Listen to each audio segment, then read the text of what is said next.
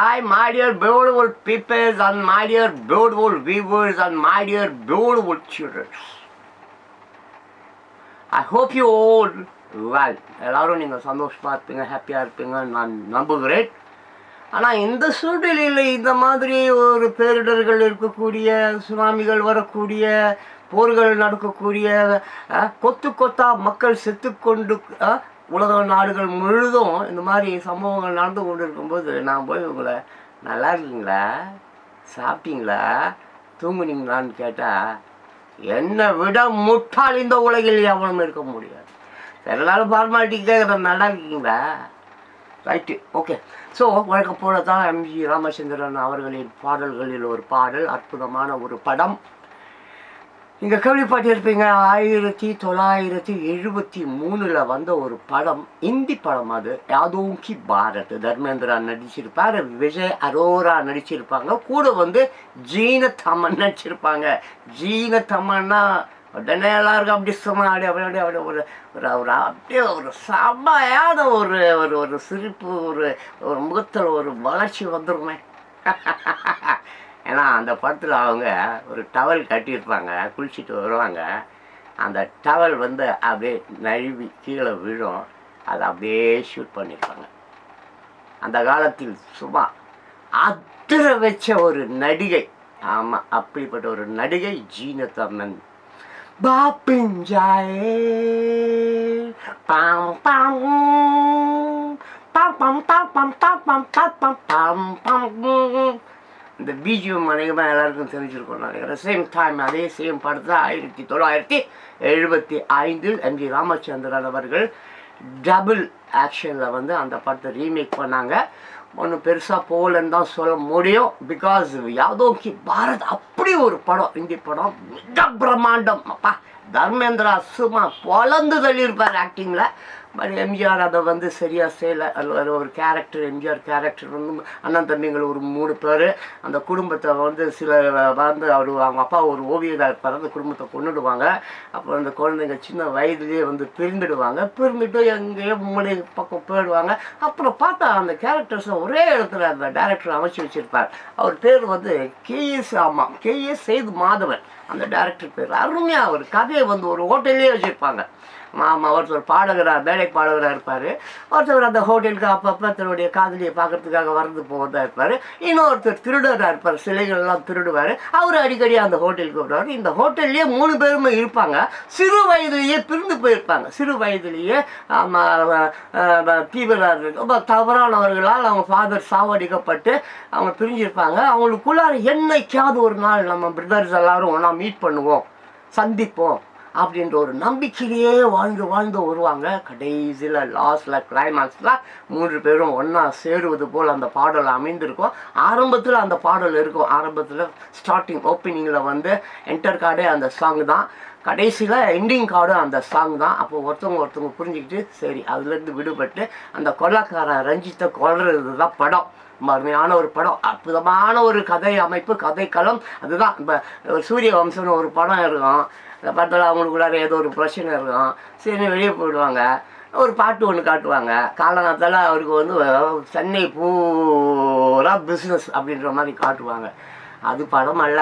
அப்படிப்பட்ட படங்கள் வந்து உதவாக்கரை படங்கள். அந்த டைரக்டர் பேர் விக்ரமனமோ என்னமோ. ஆமாம், அவர் பொறுத்த வரைக்கும் 3 படத்தில் வந்து எல்லா படத்துலையும் வச்சுருவார். அவர் கதையே அப்படி தான். ஒரு படம் என்றால் அந்த படத்தில் முன்னால் உள்ள ஒரு படம், நாளைக்கு பின்னால் அவர் எடுக்க போகிற ஒரு படம், இடையில ஒரு படம், 3த்தையும் உருவி அதை மேட்ச் பண்ணி அதை ஒரு படமாக ஆக்கி இப்படி தான் என்னென்னமோ படங்கள் இருக்கிறது. அவர்களுடைய படங்கள் பூவே உனக்காக, அப்புறம் இந்த மாதிரி என்னமோ ஏதோ I don't want to talk about those peoples right. But இந்த படம் நான் சொன்னேனே, இந்த படம், இந்த ஒரே ஒரு பாடல் இருக்கிறது, இந்த ஒரு பாடல் போதும் இந்த உலக மக்கள் அனைவரும் உணர்ந்து அதன்படி நடந்தால் இந்த உலகம் அருமையாக இருக்கும். சினிமா படங்கள் அப்படி தான் இருக்க வேண்டும். எம்ஜிஆர் அதை தான் போதித்தார். சினிமா படம் என்பது உலகத்தில் உள்ள ஆயுதங்களிலே மிக பயங்கரமான ஒரு ஆயுதம். அப்படிப்பட்ட ஒரு ஆயுதம், அது மக்களை சென்றடையக்கூடிய ஆயுதம். எல்லோரும் மனதையும் போய் அது தாக்கிவிடும். அதனால் சினிமா படத்தில் வன்முறை இருக்கக்கூடாது, கலவரம் இருக்கக்கூடாது, குடி இருக்கக்கூடாது, தண்ணி இருக்கக்கூடாது, கற்பழிப்பு, இந்த மாதிரி போன்ற விஷயங்களெல்லாம் காட்டக்கூடாது அப்படின்னு சொல்லிட்டு ரொம்ப கரெக்டாக பார்த்து கொண்டு வந்தார். அப்புறம் தான் நம்ம கைச்சாடைங்க கிட்ட போய் இதெல்லாம் புத்தி சொன்னால் அறிவு சொன்னால் கேட்குமா? கைச்சாடைங்க தானே, காசு பின்னால் ஓடுற கைச்சாடைங்க தானே. எப்பா டைரக்டர்களே, உங்களை தான் பார்த்து சொல்கிறேன், அவங்கள சொல்லி பாவம் இல்லைப்பா. ஆனால் இவன் சொல்கிறான்னு நீ படம் எடுக்க வரப்பார், பணத்தை எடுத்துக்கினேன். அதான் மொட்டை போட்டு போய் திருப்பதியில் பிச்சை எடுத்துன்னுக்கிறேன். ப்ரொடியூசர் இவ்வளோ தான் சொல்கிறேன். ஆமாம், எத்தனை ப்ரொடியூசர் யார் இருக்கா? 1,00,000 ப்ரொடியூசர் வந்திருப்பீங்க. 1,00,000 ப்ரொடியூசரை 99,999 அத்தனை ப்ரொடியூசரு எங்கே? அதான் மொட்டை அடிப்பாங்களே, மொட்டை அந்த ஊரில் ஒரு ஊருக்குதுப்பா, சம ஊர். மயிரெல்லாம் கோடிக்கணக்கில் டன் கணக்கில் அதை வாங்கி செஞ்சு விற்பனை செய்வாங்க. திருப்பதி அங்கே போய் மொட்டை அடிச்சு செத்துன்னு இருக்கிறான் அத்தனை பேர் ப்ரொடியூசர்ஸோ. நானும் சொல்ல வரேன்றது நல்லா பிடிச்சிங்க. சினிமா படம் மெயினாக கிள பசங்களை தாக்குதோ இல்லையோ, குழந்தைங்கள தாக்கிடும். It's a virus, corona virus மாதிரி. இப்போ நெபுலா வைரஸ்னு ஒன்று புதுசாக வந்துனுக்கு தான். அது ஒன்றும் புதுசாக இல்லை, இது இந்த சினிமாக்காரனுக்கு தான். குழந்தைகள் மனதில் கெட்ட கெட்ட எண்ணங்களை விதைத்து அவர்களுடைய பாதையை கெடுத்து, என்னையா அப்பா அம்மாவுக்கு பால் போய் டீ வாங்கின்னு வாடா, நான் வாங்கின்னு வர மாட்டேறான். எவனோ இழவெடுத்தான் மூஞ்சியும் மகர கட்டியும் பார்த்தியா? அவனுக்கு ஒரு ஹீரோவுக்கு உண்டான தகுதி இருக்குதா? ஒடிஞ்சு போன தேங்காய் மூடி மாதிரி இருக்கிறான், ஒரு மூஞ்சி வச்சுக்கின்னு, தொடப்பு குச்சி மாதிரி ஒரு உடம்பு வச்சுக்கின்னு, என்னமோ ஒரு மயிரை ஆடுறான் பாடுறான். இவங்களுக்கு ரசிகர் கூட்டம் கட்டப்பா. ஐயோ, இவங்கெல்லாம் வந்ததுக்கு அப்புறம் சினிமாத்துறையே மாறி போச்சுப்பா. யார் வேணா ஹீரோ ஆகலாமா? ஹீரோ எவனும் ஆக முடியாதுடா. ஆமாம், கோமனம் கட்டினா கூட எம்ஜி ராமச்சந்திரன் அவர்கள் அழகாக இருப்பார். இயேசுநாதர் வேடம் போட்டாலும் அழகாக இருப்பார். நரிக்குறவன் வேடம் போட்டாலும் அழகாக இருப்பார். அவர் தான் எம்ஜி ராமச்சந்திரன். ஸோ அவருடைய பாடல்களில் ஒன்று. படம் பெயர் நாளை நமதே. Music director MS Viswanathan. இந்த பாடலை TM சௌந்தரராஜனும் SP பாலசுப்ரமணியம் அவர்கள் பாடியிருக்கிறார்கள். நாளை நமது படத்தில் இருக்கிற எல்லா பாடல்களையுமே வாலி, பாடலாசிரியர் வாலி அவர்கள் எழுதியிருக்கிறார்கள். இந்த படம் வெளிவந்த ஆண்டு 1975. ஸோ அப்படியே பாட்டுக்குள்ளார போலாமா? அப்புறம் மறுபடியும் நான் சொல்ல வேண்டியது வழக்கமாக சொல்லக்கூடியது தான், என் கண்ணோக்கில் எம்ஜிஆர், அவ்வளோதான். நீங்கள் மற்றபடி வேறு என்னடா ஒரு பெரிய பாட்டகரே என்னமோ சொல்கிறாரு போகிறாரு வர்றாரு நீங்கள் நினச்சா தாராளமாக நினச்சிங்க. அதை பற்றி ஆகிட்டு என் கண்ணோக்கில் எம்ஜிஆர். நான் அரசியல்வாதியாக இல்லை, நான் எம்ஜிஆருடைய பித்தனும் அல்ல, எம்ஜிஆருக்கும் எனக்கு எந்த தொடர்பும் இல்லை. கேள்விப்பட்டிருக்கிறேன். அவர்கள் பாடலை காலகாலமாக கேட்டுட்ருக்கேன். அந்த பாடல்கள் எனக்கு பயங்கர ஒரு பூஸ்டிங் கொடுக்குது. அதை பார்க்கும் பொழுது, கேட்கும் பொழுது, அதை கேட்டு விட்டுட்டு நான் வேலைக்கு போகும்போது எனக்கு அது ரொம்ப ஆரோக்கியமாக இருக்கிறது. அதை சரி, சின்ன பிள்ளைங்களுக்கெல்லாம் எம்ஜிஆர்னால் யாருன்னு தெரியலையே. அதனால் இந்த சின்ன பிள்ளைங்க 8 வயதுக்கு கீழே இருக்கக்கூடிய இந்த உலகத்தின் உத்தமர்கள் என்ற குழந்தைகள் எம்ஜிஆர் பாடல்களை, படங்களை போய் பார்த்து, இந்த நெட்டில் போய் பார்த்து அதை அப்படியே ஃபாலோ பண்ணாக்க மிகப்பெரிய ஒரு பூஸ்ட் உங்களுக்குள்ளார கிடைக்கும். ஏன்னா உங்கள் குடும்பத்தில் நீங்கள் இப்போ வாடகை கொடுக்கக்கூடிய கூட நிலையில் இல்லாமல் ரோடுலேயும் பிரிட்ஜு அடியிலையும் சாலை ஓரங்கள்லேயும் தூங்கி கொண்டிருக்கிறீர்கள். அவன் பாட்டுக்கு சாலை ஓரங்களில் தூங்கி இருந்தாங்க. அப்புறம் எவனோ ஒருத்தர் நல்லா ஃபுல் போதையில் பணக்கார வீட்டு மகன், ஆமாம், லைசன்ஸு கூட அவருக்கு கொடுத்துருக்க மாட்டார்கள். 17 வயது தான் இருக்கும். ஆமாம், 3 கோடி ரூபா காரை எடுத்துகிட்டு ரோட்டில் தூங்கிட்டு இருக்கிறவங்க மேலே அப்படியே ஏற்றிட்டு போயிடுவாங்க. கை ஒழிஞ்சிடும், கால் ஒழிஞ்சிடும், எல்லாமே ஒழிஞ்சிடும். அப்புறம் 6 வருஷமாக ஒரு ஃபார்மாலிட்டிக்கு பிடிப்பாங்க. பிடிக்கிற மாதிரி பிடிச்சிட்டு வீட்டுக்கு அனுப்பிச்சிடுவாங்க. இதுதான் உலகம். இந்த உலகத்தில் நீ எப்படி வாழ வேண்டும் என்பதை அறிந்து கொண்டு வாழ் செல்லங்களே, பிள்ளைகளே. தாத்தா உங்களுக்காக பெருசாக அதிகம் செய்ய முடியலனாலும் அட்லீஸ்ட் அறிவுரையாவது சொல்கிறேன்ல. கேட்டால் கேளுங்க, கேட்காட்டினா போங்க. எல்லோரும் நல்லவரே, எல்லோரும் வல்லவரே. எல்லோர்கிட்டையும் தனித்தனி திறமைகள் இருக்குது. அந்த திறமைகளை கண்டறிந்து உணர்ந்து அதன்படி நீ நேர்மையாக, உண்மையாக, எந்த ஒரு களங்கமும் யாருக்கும் ஏற்பட்டு விடாமல் அடைச்சி நீ யாருக்கும் உதவி செய்யாதப்பா. உபத்திரம் செஞ்சாமல் இருந்தால் போதும். நீ உன் உதவி அவனு கேட்கல. உன் வீட்டை கதவு தட்டி எப்பா எனக்கு உதவி செய் கேட்கல. ஆனால் நீ உதவி செய்யவில்லை என்றாலும் தயவு செஞ்சு யாருக்கும் உபத்திரவம் கொடுக்காத. அதை மட்டும் செய் என் செல்லங்களே, என் பிள்ளைகளே. சரி, அப்படியே பாடலுக்குள்ளார போகலாமா? ரெடியா வாட்? ஓகேவா? செம்ம பாடல். தாத்தாவுக்கு ரொம்ப இந்த பாட்டு பிடிக்கும். நான் அடிக்கடி இந்த பாட்டை பாடிப்பேன். ஏன்னா எங்கள் சொந்தங்கள்லாம் நாங்கள்லாம் இன்றும் ஒற்றுமையாக இருக்கிறோம். எங்கள் குடும்பத்தை ரொம்ப பேர் பார்த்து கண்ணு வைக்கிறதாலாம் சொல்லுவாங்க. ஏன்னா நாங்கள் அண்ணன் தம்பிங்க அக்கா தங்கச்சிக்கும் அவ்வளோ பேரும் இன்று வரைக்கும், எனக்கு 61 வயசாச்சு, இன்று வரைக்கும் ஒற்றுமையாக இருக்கிறோம். மிகப்பெரிய ஆச்சரியம் இது இந்த உலகத்தில். அதுவும் ஆமாம், இந்த உலகத்தில் எத்தனை வருடங்கள் எல்லாருக்கும் என் தங்கச்சி, எல்லாருக்கும் என் தங்கச்சி பொண்ணுங்க எல்லாருக்குமே எனக்கு ஒரு மரியாதைன்னு ஒன்று கொடுக்குறாங்க. அது கொடுக்கணும் எனக்கு பரவாயில்ல. சரி, அப்படியே பாடல் உள்ளார போகலாம். அற்புதமான ஒரு பாடல், ஒரு குடும்ப பாடல், நல்ல பாடல். அப்படியே இந்த பாட்டு போட்டு போயிடலாமா? ரைட்டா? ஓகேவா? அன்பு மலர்களே, அன்பு மலர்களே, நம்பியிருங்களே, நமதே இந்த நாளும் நமதே. தருமம் உலகிலே இருக்கும் வரையிலே நாளை நமதே.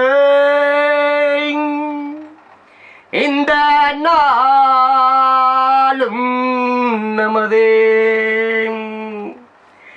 நாளை நமதே, நாளை நமதே, நாளை நமதே, நாளை நமதே. தாய் வழி வந்த தங்கங்கள் எல்லாம் ஓ வழி நின்று நேர் வழி சென்றால் நாளை நமதே. காலங்கள் என்னும் சோலைகள் மலர்ந்து காய்கனியாகும் நமக்கென வளர்ந்து நாளை நமதே, நாளை நமதே, நாளை நமதே, நாளை நமதே, நாளை நமதே. தாய் வழி வந்த தங்கங்களெல்லாம் ஓர் வழி நின்று நேர் வழி சென்றார் நாளை நமதே. காலங்கள் என்னும் சோலைகள் மலர்ந்து காய்கனியாகும் நமக்கென வளர்ந்து நாளை நமதே.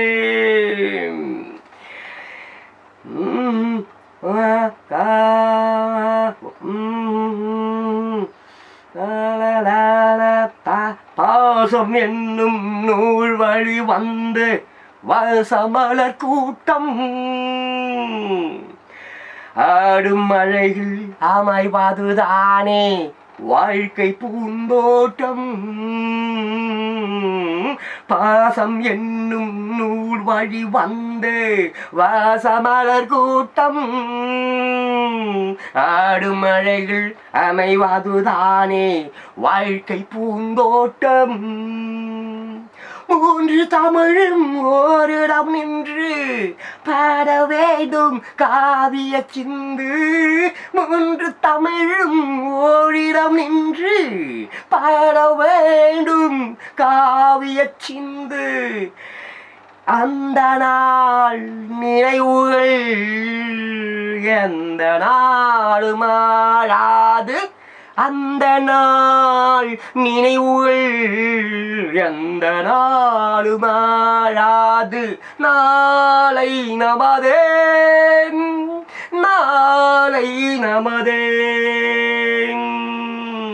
நாளை நமதே, நாளை நமதே.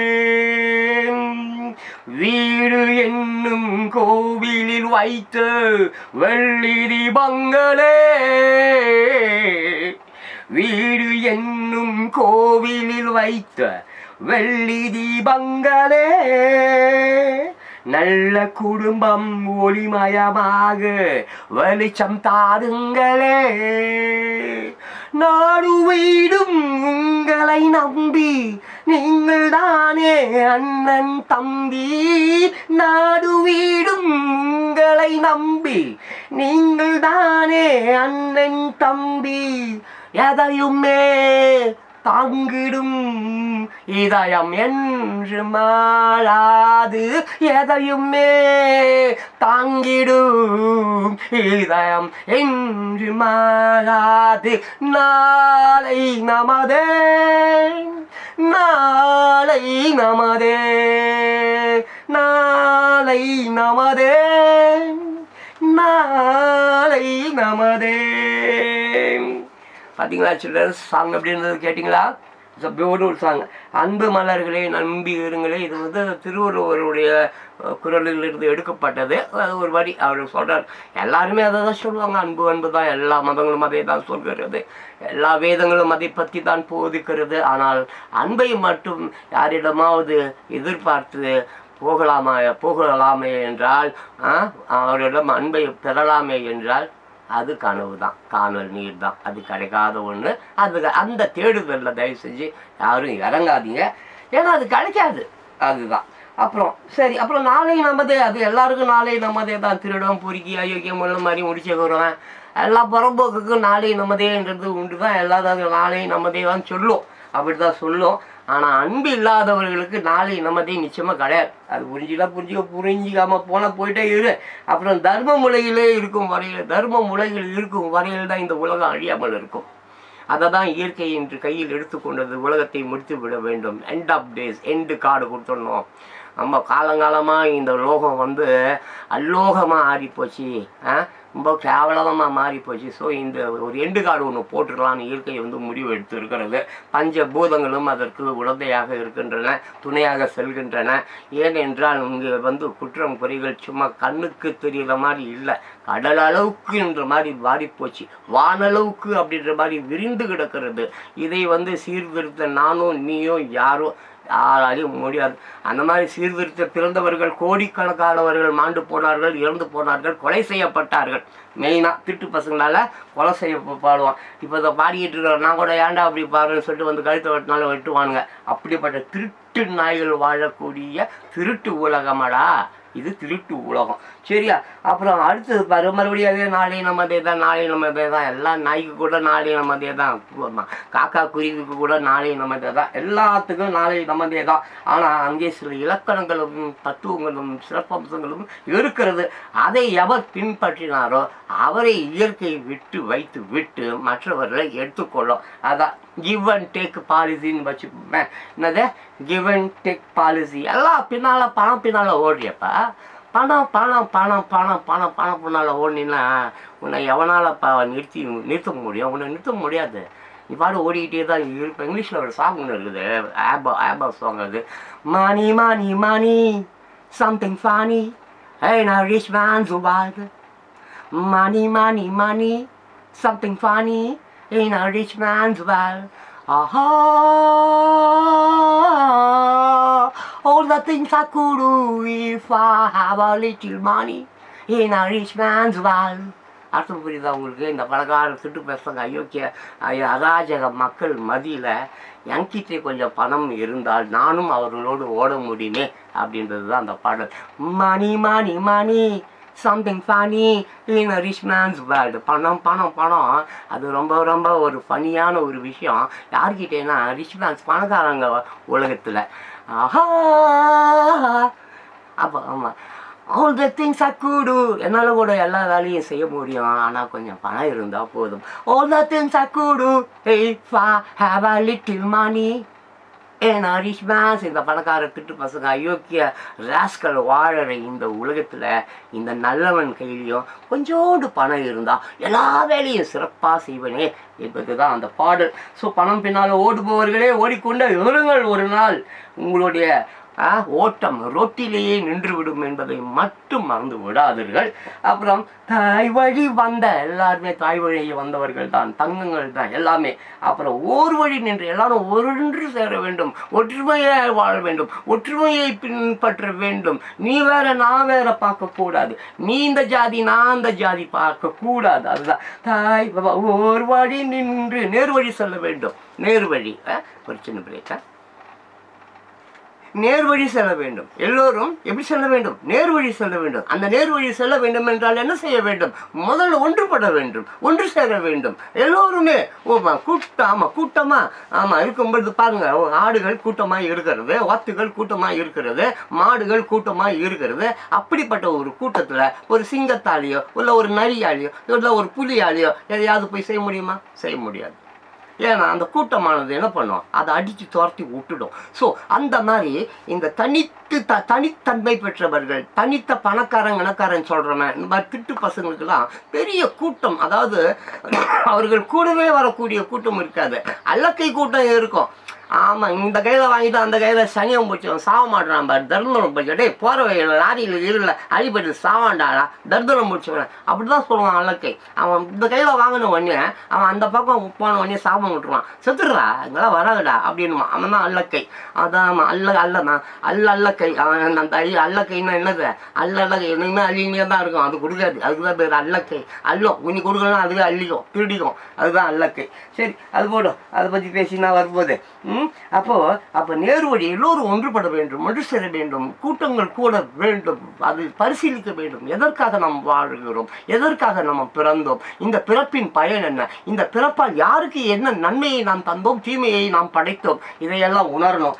உணர்ந்து வாழ்ந்தால் வாழ்க்கை ஏதோ கொஞ்ச நாள் தான் வாழப்போற, அந்த வாழ்க்கையில் கொஞ்சம் சந்தோஷம் கிடைக்கும், இல்லாட்டினா அதுவும் கிடைக்காது. அப்படிதான். ஸோ காலங்கள் என்னும் சோலைகள் வளர்த்து, காலங்கள் என்னும் சோலை ஒன்று சேர்ந்து ஒன்றுபட்டு எல்லோரும் ஒரே சிந்தனையில், ஒரே பாதையில், ஒரே நேர்கோட்டில் எல்லாரும் ஒன்றுபட்டு இதை தான் செய்ய வேண்டும், இதுதான் இருக்க வேண்டும், இதை தான் நிலைநிறுத்த வேண்டும், இதுதான் நாளைய நாட்களுக்கு நமக்கு சிறந்தது, நாளைய நமது சந்ததிகளுக்கு, நமது குழந்தைக்கு, நமது பேர குழந்தைக்கு, அடுத்த சந்ததிக்கு, அதுக்கு அடுத்த சந்ததிக்கு, இப்படி சிறப்பான விஷயங்களை ஒன்றுபட்டு ஒன்று கூடி டிஸ்கஸ் பண்ணி மீட்டிங் பண்ணி தவிர செல்ஃபோன் எப்படி வைக்கலாம், சிம் கார்டு எப்படி விற்கலாம், புடவை எப்படி விற்கலாம், புறம்போக்கு குழந்தைய பெற்று அந்த குழந்தைய ஹாஸ்பிட்டலில் திருட்டிட்டு போய் எங்கே பிச்சை எடுக்கிற பேக்கெட்டை கொடுத்து வாடகை வாங்கலாம், வாங்கினா நீ நச்சின்னு தான் போவேன்.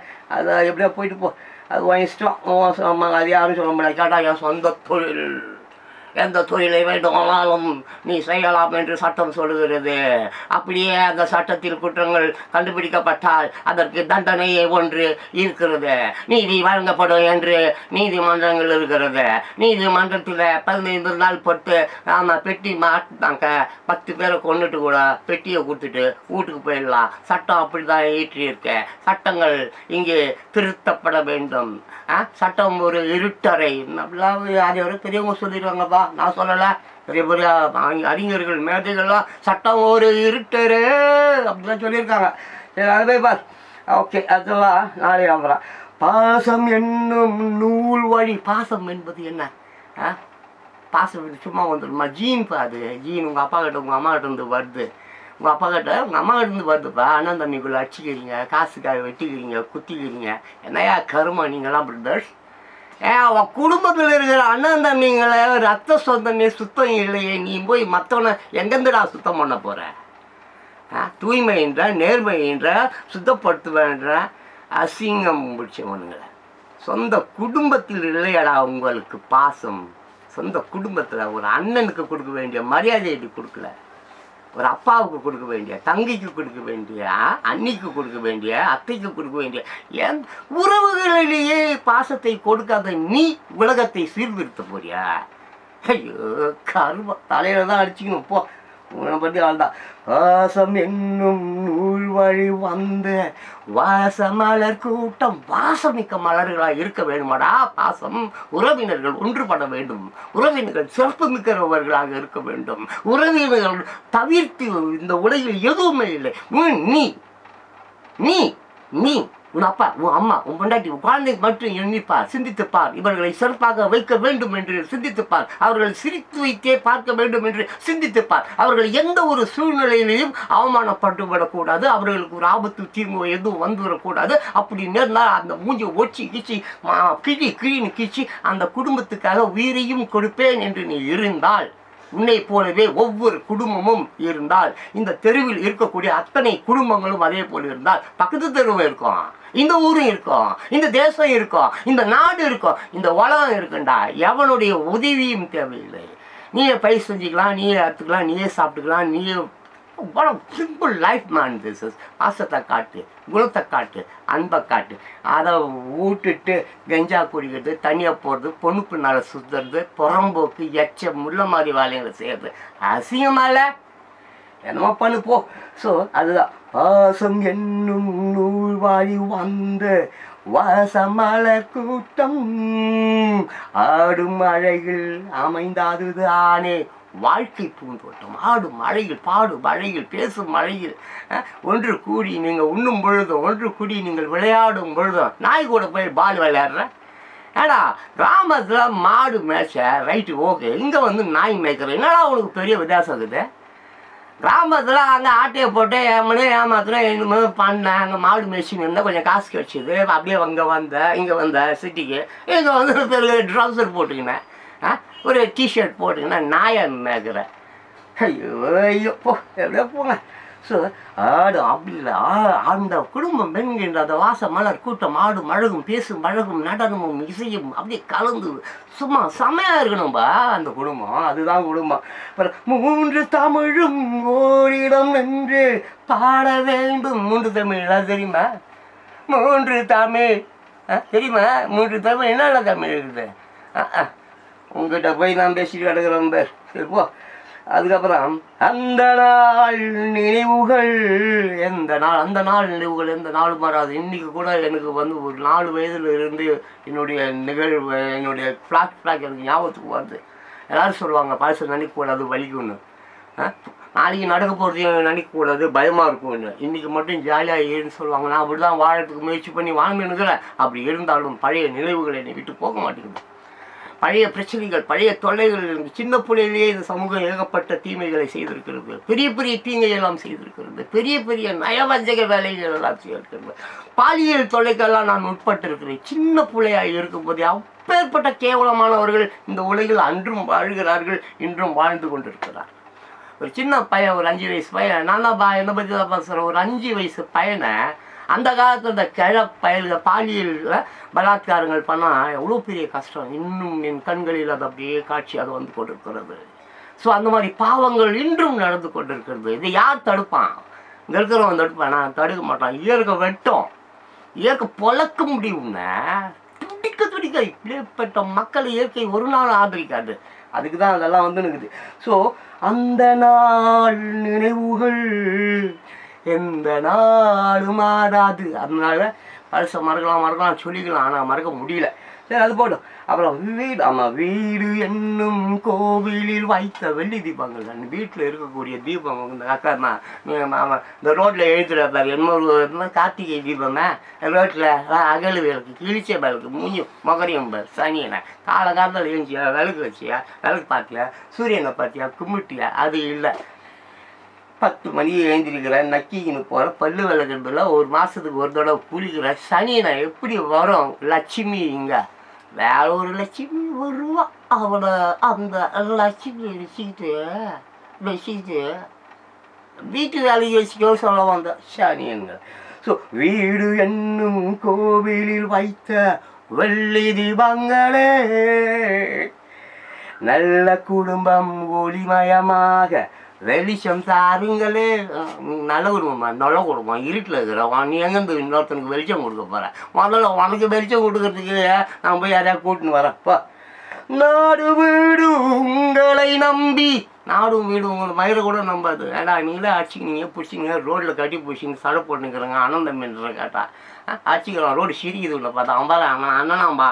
எப்பா இவன் தம்பியான், எப்பா அவன் வேற ஒட்டிக்கு போகிறதும் அப்பா அவன் இல்லை. அந்த அம்மா இல்லைப்பா, வேற ஒருத்தனுக்கு பிறந்தவன், கரும்பு பிடிச்சவன். அப்படி இல்லைடா, அப்படி இல்லை. யாருக்கு வேணாலும் யாரும் பிறந்திருக்கலாம். பட் அண்ணன் தம்பி உறவு இருக்குதே, தொப்புள் கொடி உறவு.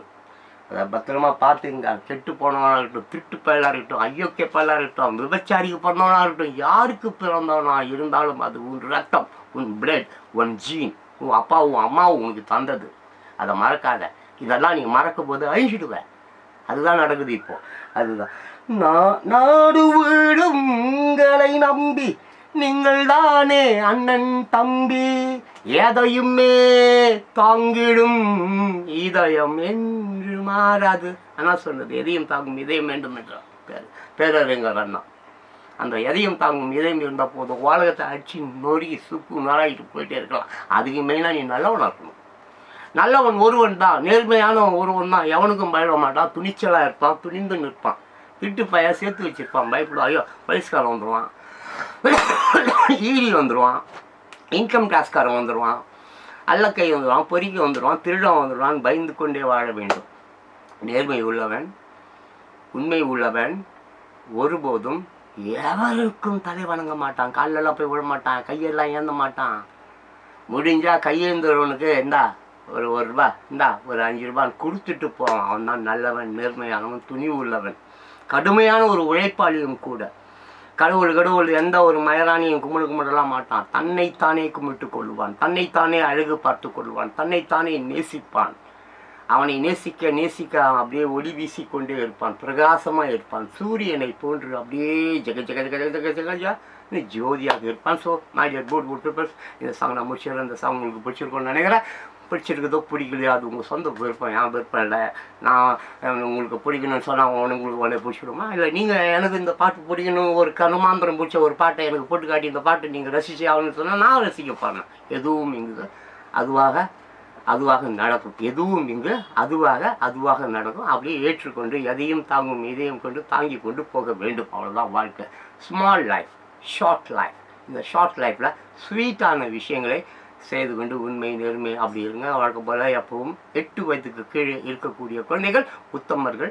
அவர்களை அவங்க பாதி தவறி விடாமல், ஆட்டு மந்தையிலேருந்து ஒரு ஆடு தவறி போயிடுச்சுன்னா அது அவள் தான் கெட்டு குடிச்சு அவரை போயிடும். அப்படி இல்லாமல் அப்படியே பெற்றோர்களே, ஆசிரியர்களே, குருமார்களே, அரசாங்கமே, உலகமே இந்த 8 வயதுக்கு இருக்கக்கூடிய குழந்தைகளை தயவு செஞ்சு நேசிங்க, அன்பு செலுத்துங்க.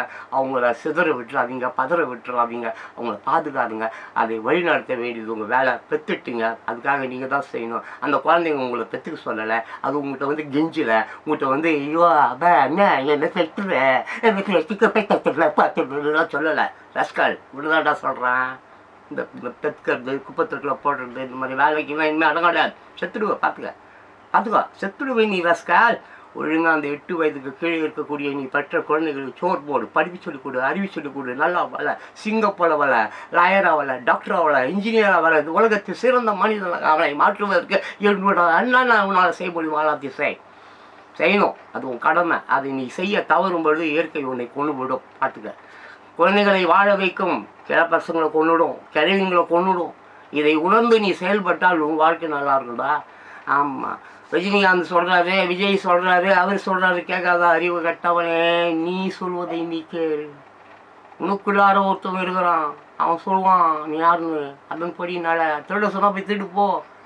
அவன் சொன்னான்ல திருடுன்னு, அப்போ போலீஸ்காரன் பிடிப்பான், உன்னை உதைப்பான், உன்னை ஜெயிலில் வைப்பான், உன்னை கழுத்துன்னு ஓடுவான், உன் கழுத்தை வெட்டி போடுவான்ன்றது நல்லா தெரிஞ்சுதான் அவன் சொல்லியிருக்கான். உன் மனசாட்சி இப்போ செய். அது எப்பேற்பட்டதாக இருக்கணும். உன் குடும்பத்தின் மீது ஒருவன் கை வைத்திருந்தால், உன் குடும்பத்தை ஒருவன் நோகடித்திருந்தால், உன் மனைவியை ஒருவன் கை வைத்திருந்தால், உன் குடும்பத்தில் எதையோ ஒரு தீங்கை செய்தால் அவன் வெட்டி சாச்சிடு. அவனை வெட்டி சாச்சிடு. Okay bye dear bird watchers, தாத்தா இதோட நிறுத்திக்கிறேன். தாத்தா தான் கோமகமாக பேசியிருந்தேன். நான் ஒன்று கண்டுக்காதீங்க, அந்த ஃப்ளோவில் அது வருது. நான் எப்பவுமே சரி அதுவாக வருது நான் அப்படி சொல்லிவிடுவேன். இந்த மாடிஃபை பண்ணி, கட் பண்ணி, லிமிட் பண்ணி, ஆட் பண்ணி, எடிட் பண்ணி பேசுகிறவன் ஜான் பாஸ்கோ இல்லை. தோன்றுவதை அப்படியே சொல்லணும்.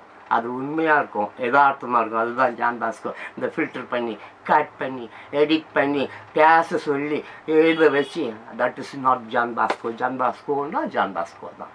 ஜான் பாஸ்கோவுக்கு ஜான் பாஸ்கோ தான் நிகர். Thank you so much. அடுத்த வீடியோவில் பார்க்கலாம். நன்றி.